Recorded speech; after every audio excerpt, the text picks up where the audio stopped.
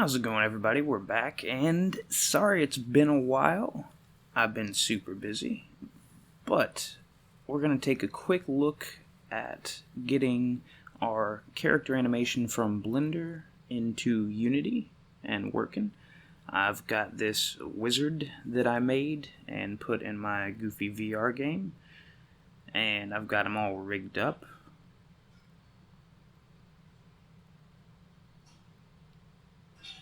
First thing you're going to want to do is get them switched into pose mode and make sure that you're able to that you have them skinned properly and everything's all set up. That's quite a process on its own. There's a bunch of tutorials, but you hit A to select all, and then I and click rotation, location, scale. And then in our timeline down here, we're going to pop down over just a few frames. And then we're going to just adjust his bones positions to get him into a nice I'm going to cast a spell position. Sorry, I'm not the best animator, guys, but this is more just to show you how to get it done.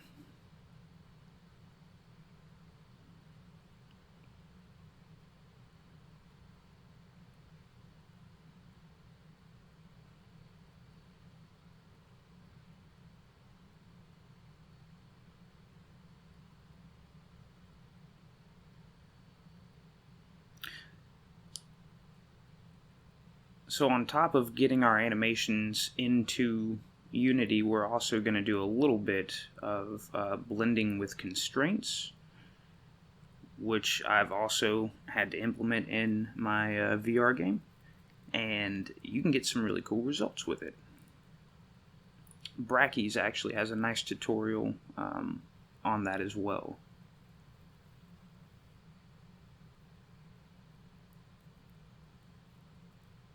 Just going to add some variation over here.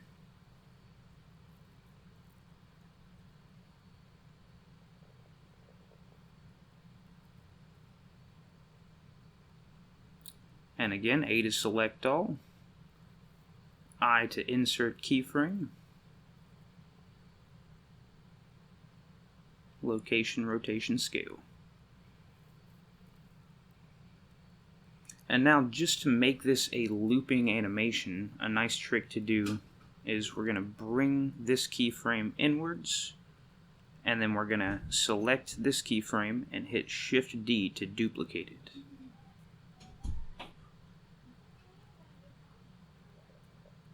And now we should have a nice looping animation. Nice being relative.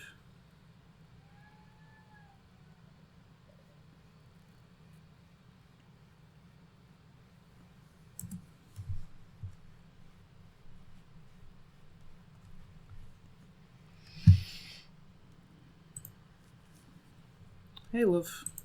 Hey. How... Alright,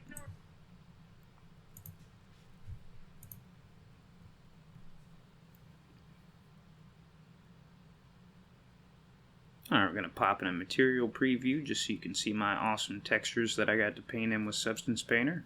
I've been having a good time with that. You want to select all of your model, make sure the rig's selected and any attachments, and then go up to File, Export, FBX. Then you're going to want to find your Unity project folder. I built this one just for this tutorial, and toss it in Assets. Make sure Selected Objects is toggled on.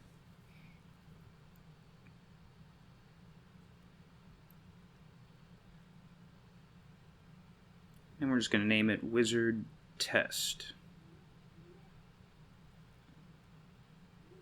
Don't forget the .fbx, that's important. And export.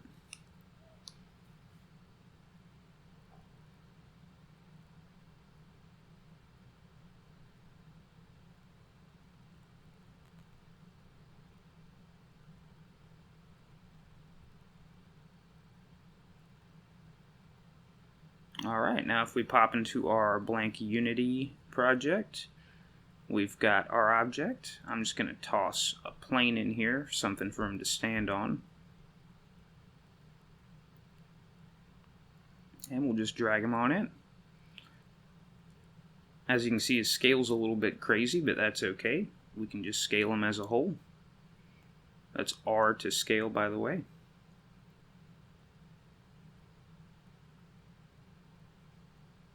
Get him down to a decent size.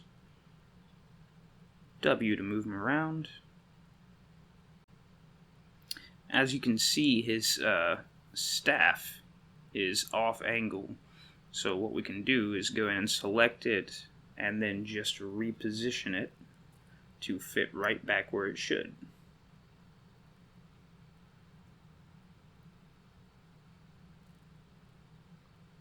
And because the staff within Blender has been parented to the right hand, it still remains so in Unity. So as long as we put it generally back in the same position, we'll get pretty much the same results that we got within Blender.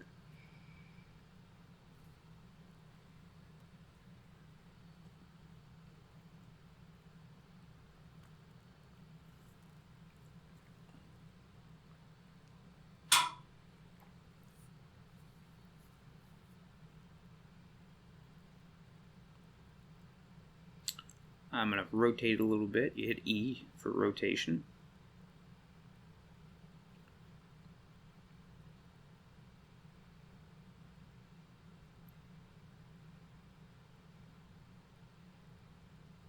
And this is a tutorial, so it doesn't have to be perfect. I think that just about works. So the first time I tried this is about as far as I got, and couldn't figure out how to get him to play his animation. And what you have to do is essentially tell it that it's animated, and then once you remind it that it's animated, it will play it. Because the actual animations are right here, but for some reason it just doesn't automatically recognize that it's an animated object. So if we pop up and we hit Control 6, that's going to bring up our animation window. And what we're going to do is create a dummy animation. So just click Create, name it whatever you want. Go for Test. And now our object has an animator, which allows us to add and remove and manipulate animations. What am I doing? Here we go. So here's the dummy animation we just created.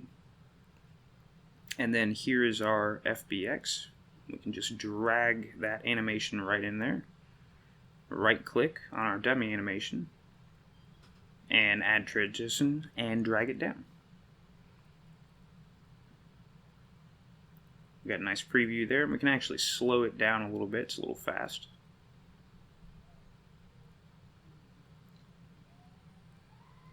There we go, I like that.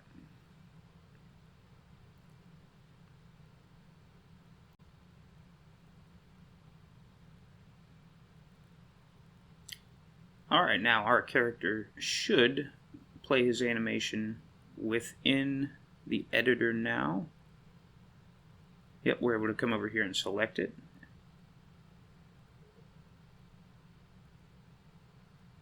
And then scrub through the animation keyframes.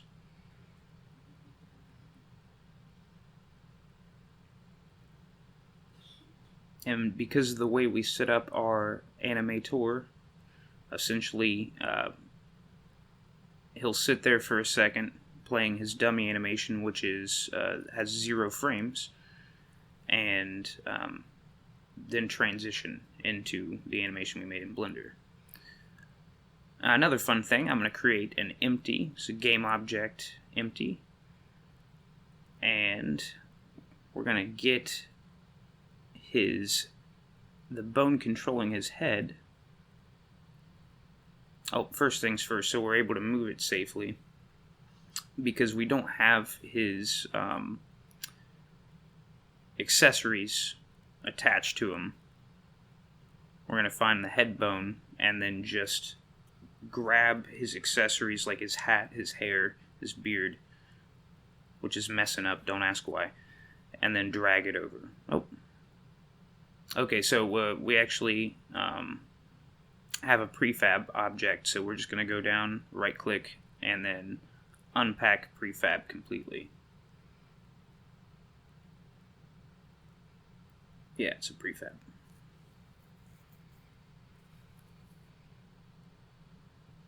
Now you should be able to select any objects that need to be able to stick with them, and then just drag and drop them right into the bone that they need parented to. And you can see we can rotate his head, and the hat rotates with him now.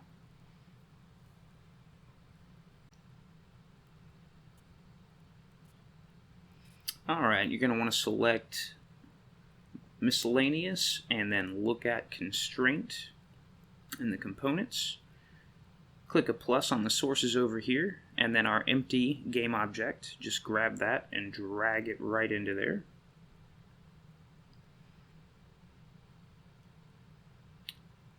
Then you want to hit 0 and then activate.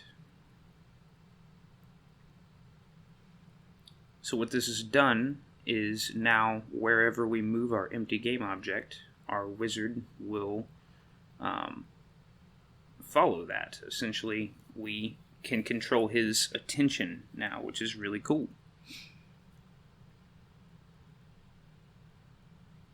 And you can do this with any of the bones and have them blend with animations simultaneously.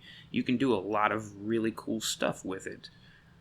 I'm actually pretty excited about some of the weirder characters that I'm throwing into my VR thing that like walk on all fours and whatnot. And they also track you with their head. But let's do a cool thing with this. Instead of, we could animate this empty game object and essentially just create another sub animation that would blend with our Blender animation. No pun intended. But instead, let's make something a little bit more fun, a little more interactive. So I'm going to go up, Game Object, and 3D Object, and create a cube. Then I'm going to scale it down. That's R to scale. I'm sorry, scale it up, and then scale it down to get a nice, kind of a thick plane. We're going to create a little ramp, have a little physics interaction go on. Pop it over here, and then rotate it. It's E to rotate. Nice and easy. And then we're going to do the same thing but create a sphere. W to move. Pop it right up at the top of the ramp there. Looks good.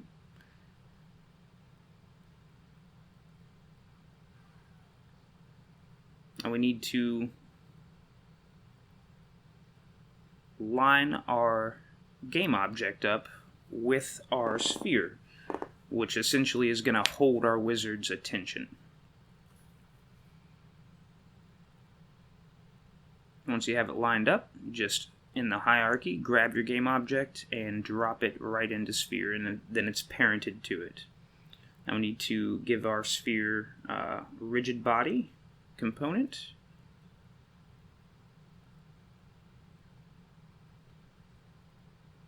And should be good to go.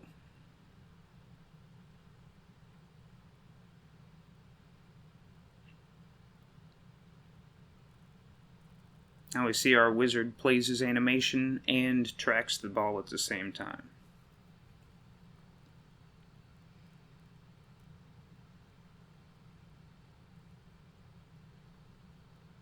Like I said, you can do a whole lot of things with this technique. It can really get pretty crazy. Let's get a nice front view of it. Alright, that's working pretty well. Another thing that nobody ever really seems to cover is like, okay, I've got a character, I've got him doing something. What happens if I want to add to that later? You can just pop back into Blender and just build another animation. So we're going to select our rig and then come down in the timeline and delete the keyframes for all the bones.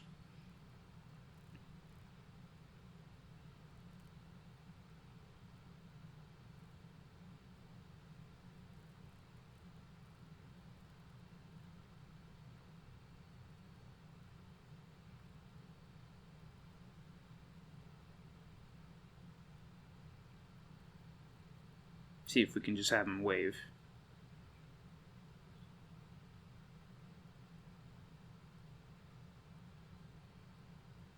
Oh, one thing I'm doing wrong, I did not keyframe all my bones on the first frame where they should have been, so we're going to undo that. Select all of our bones, and then insert keyframe, rotation, location scale. Pop our timeline forward, and then start our animation.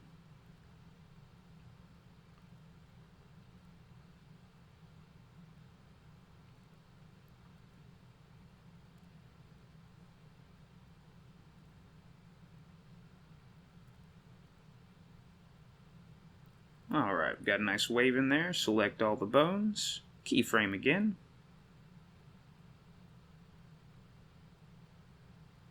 Then we just pop down on our timeline and adjust the position.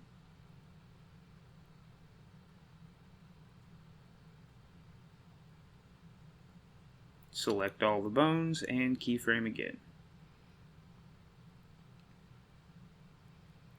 Now to have a nice back and forth, we're going to duplicate that first keyframe of the wave and drag it right there, and then duplicate our very first keyframe with the wave down and drag it to the end. So now it actually has essentially double the wave power, and it loops properly. So it'll go back down.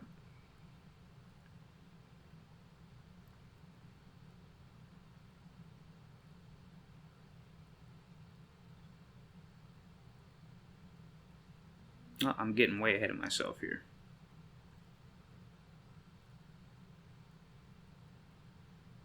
Make sure you have all of your objects that you want exported selected.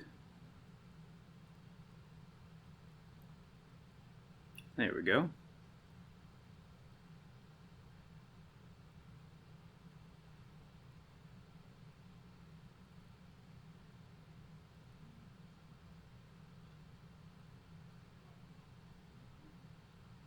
And make sure selected objects is toggled on and hit export.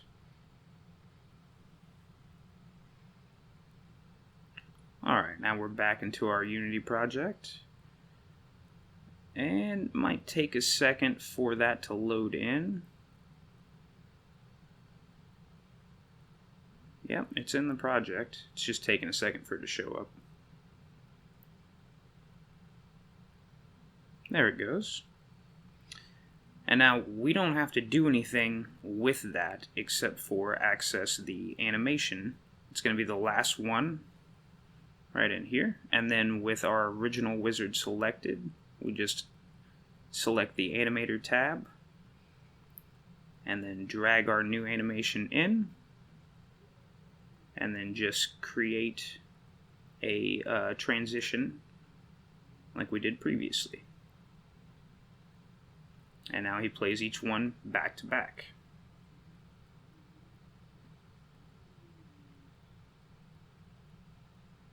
Now obviously you could go into a whole bunch of detail and control these animations with parameters or triggers or functions or all sorts of things, but we're trying to go basic. How do you get your animations into Unity? How do you get your models in there nice and animated? And the blending constraint is fantastic as well, so you can do a lot with it.